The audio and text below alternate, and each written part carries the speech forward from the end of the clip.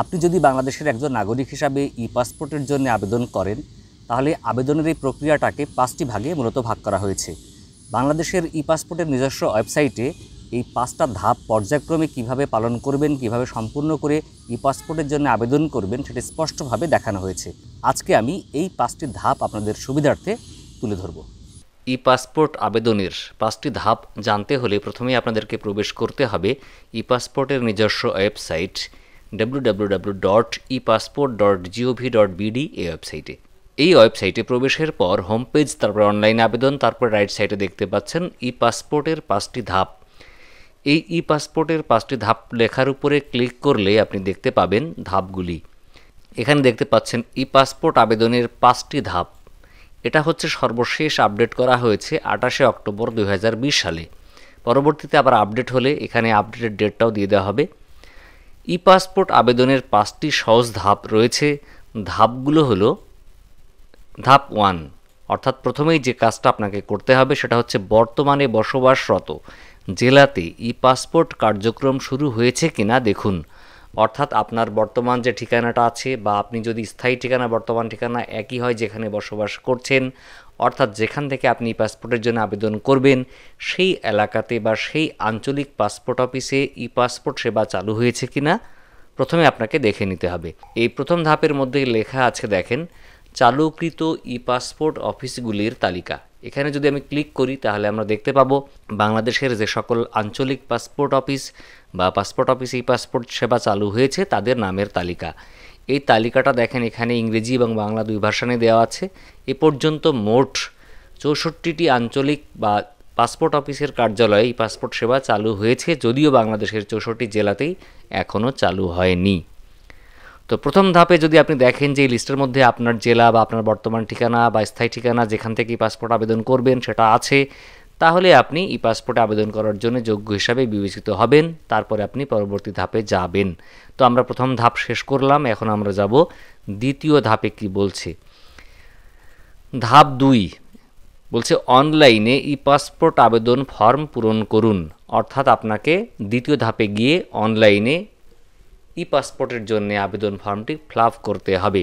এখানে লেখা আছে দেখেন, অনলাইন আবেদন, আবেদন প্রক্রিয়ার জন্য ক্লিক করুন এখানে।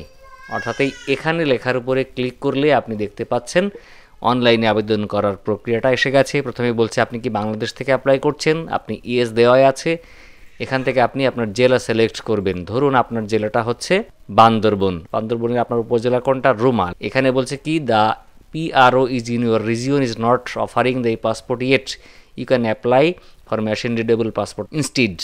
অর্থাৎ এখানে দেখেন বান্দরবনে কিন্তু ই পাসপোর্ট সেবা চালু হয়নি, তাই যারা বান্দরবনে আছেন তারা যদি ই পাসপোর্টের জন্য আবেদন করতে চান তাহলে তাদেরকে এখন MRP পাসপোর্টের জন্য আবেদন করতে হবে। ফলে আমি অন্য জেলা সিলেক্ট করে দেখি। এখন যদি আমি এখানে বরগুনা সিলেক্ট করি তাহলে কি হবে? বরগুনার উপজেলা কি? তালতলি। তালতলি সিলেক্ট করলাম। হ্যাঁ, বরগুনাতে ই পাসপোর্ট সেবা চালু হয়েছে। অর্থাৎ আপনি আপনার জেলা যদি বরগুনা হয় তাহলে ই পাসপোর্টের জন্য আবেদন করতে পারবেন। ফলে এভাবেই আপনারা আপনার জেলাতে ই পাসপোর্ট সেবা চালু হয়েছে কিনা এখান থেকেও দেখে নিতে পারবেন, বা এখান থেকে আবেদনের পরবর্তী প্রক্রিয়া বা ধাপে যেতে পারবেন। তারপরে এখান থেকে সিলেক্ট করার পরে কন্টিনিউ ক্লিক করতে হবে। ক্লিক করলে এখানে আপনার ইমেল অ্যাড্রেস লিখতে হবে। তারপরে আপনি যে রোবট নন সেটা প্রমাণ করার পরে আবার কন্টিনিউ যেতে হবে। এভাবে ধারাবাহিকভাবে আপনি এগোলেই আপনি অনলাইনে এই পাসপোর্টে আবেদনের প্রক্রিয়ায় যেতে পারবেন।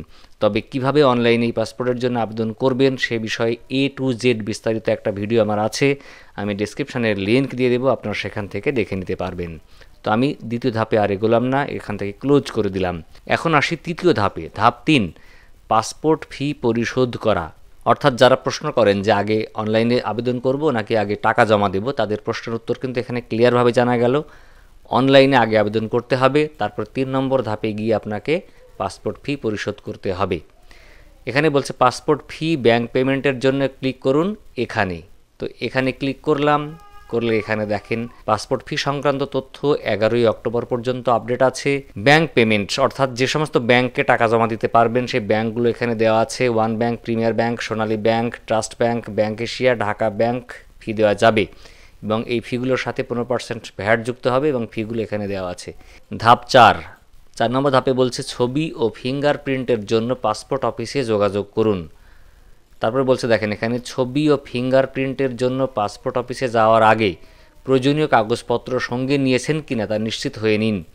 অর্থাৎ আপনি যখন ই পাসপোর্টের জন্য অনলাইনে আবেদন করবেন, ব্যাংকে টাকা জমাদান করবেন, তারপরে অনলাইন থেকে পাওয়া যে আবেদনের কপি তার সাথে প্রয়োজনীয় কাগজপত্র সহ আপনাকে পাসপোর্ট অফিসে সশরীরে যেতে হবে। আপনি যে অ্যাপয়েন্টমেন্ট ডেট পেয়েছেন, অর্থাৎ পাসপোর্ট আবেদন জমা দেওয়ার যে তারিখটা পেয়েছেন সেই তারিখে আপনাকে পাসপোর্ট অফিসে যাওয়ার আগে কী কী কাগজপত্র রেডি করতে হবে এই প্রয়োজনীয় কাগজপত্রের উপরে ক্লিক করুন, তাহলেই জানতে পারবেন। প্রয়োজনীয় কাগজপত্রগুলোই দেখেন বাংলা ইংরেজি 2 ভাষায় দেওয়া আছে। প্রয়োজনীয় কাগজপত্র 1 নম্বরে বলছে আবেদনপত্রের সারাংশের প্রিন্ট কপি অ্যাপয়েন্টমেন্ট সহ। 2 নম্বরে বলছে শনাক্তকরণ নথির প্রিন্ট কপি, যেমন জাতীয় পরিচয়পত্র অথবা জন্ম নিবন্ধন নম্বর। 3 নম্বরে বলছে পেমেন্ট স্লিপ, অর্থাৎ ব্যাংকে টাকা জমা দিয়েছেন তার রসিদ। 4 নম্বরে বলছে পূর্ববর্তী পাসপোর্ট এবং ডাটা পেজের প্রিন্ট কপি যদি থাকে, অর্থাৎ আপনার যদি আগেই পাসপোর্ট থেকে থাকে এখন নবায়নের জন্য আবেদন করে থাকেন তাহলে আপনি পূর্বের অরিজিনাল পাসপোর্টটা সাথে নিয়ে যাবেন এবং যে পেজে ইনফরমেশন থাকে সেই পেজটা একটা ফটোকপি সাথে নিয়ে যাবেন। 5 নম্বরে বলছে তথ্য সংশোধনের ক্ষেত্রে প্রয়োজনীয় কাগজপত্র যদি থাকে। আমি আগেই বলে রাখি সকল তথ্য কিন্তু পরিবর্তন করা যাচ্ছে না, যেমন আপনার জন্ম তারিখ, নিজের নামের বানানের ভুল, পিতা মাতার নামের বানানের ভুল কিন্তু সংশোধন করতে পারবেন না। কিছু তথ্য আপনি পরিবর্তন করতে পারবেন, যেমন আপনার বৈবাহিক অবস্থা, আপনার পেশা, এগুলো পরিবর্তন করতে পারবেন। সেক্ষেত্রে পরিবর্তন করতে হলে আপনার যা পরিবর্তন করছেন সে সংক্রান্ত সাপোর্টিং নিয়ে যেতে হবে। যেমন যদি আপনার বইয়ের নাম সংযুক্ত করতে চান তাহলে ম্যারেজ সার্টিফিকেট লাগবে, যদি বইয়ের নাম বাদ দিতে চান তাহলে আপনার ডিভোর্স লেটার বা স্ত্রী মারা গেলে তার ডেথ সার্টিফিকেট লাগবে। 6 নম্বরে বলছে যে আবেদনপত্রের প্রিন্ট কপি ঐচ্ছিক, অর্থাৎ আবেদনপত্রের প্রিন্ট কপিটা নিয়ে যেতে হবে।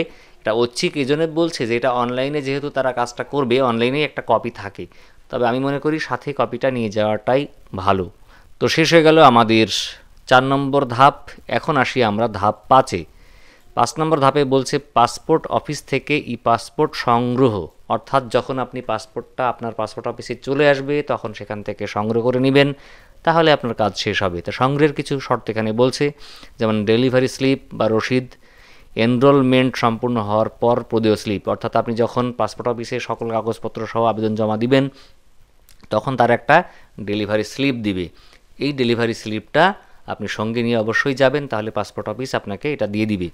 2 নম্বরে বলছে অনুমোদিত প্রতিনিধির কাছে পাসপোর্ট প্রদান করা যাবে, অর্থাৎ আপনার পাসপোর্ট কোনো কারণে আপনি ওই দিন পাসপোর্ট অফিসে যেতে পারছেন না, তাহলে আপনি কাউকে মনোনীত করে একটা আবেদন লিখে দিবেন আপনার স্বাক্ষর সহ এবং ওই ডেলিভারি স্লিপ সহ, তাহলে অন্য কেউ গিয়ে নিয়ে আসতে পারবে। তো এই হলো 5টি ধাপ ছিল। ধাপগুলো আমি আরেকবার ওভারভিউ করি। প্রথম ধাপে হচ্ছে আপনাকে যে বর্তমান জেলাতে আছেন সেখানে ই পাসপোর্ট সেবা চালু হয়েছে কিনা দেখে নিতে হবে। দ্বিতীয় ধাপে অনলাইনে ই পাসপোর্টের জন্য আবেদন ফর্ম পূরণ করতে হবে। 3 নম্বর ধাপে পাসপোর্ট ফি পরিশোধ করতে হবে। 4 নম্বর ধাপে আপনাকে পাসপোর্ট অফিসে গিয়ে ছবি ও ফিঙ্গারপ্রিন্ট দেওয়ার জন্য যেতে হবে অন্যান্য প্রয়োজনীয় কাগজপত্র সহ। আর 5 নম্বর ধাপগুলো হচ্ছে আপনার পাসপোর্টটা হয়ে গেলে পাসপোর্ট অফিসে গিয়ে আপনার পাসপোর্ট সংগ্রহ করতে হবে। এই হচ্ছে ই পাসপোর্ট করার মূল এবং প্রধান 5টি প্রক্রিয়া বা ধাপ। আল্লাহ হাফিজ। আসসালামু আলাইকুম ওয়া রাহমাতুল্লাহ।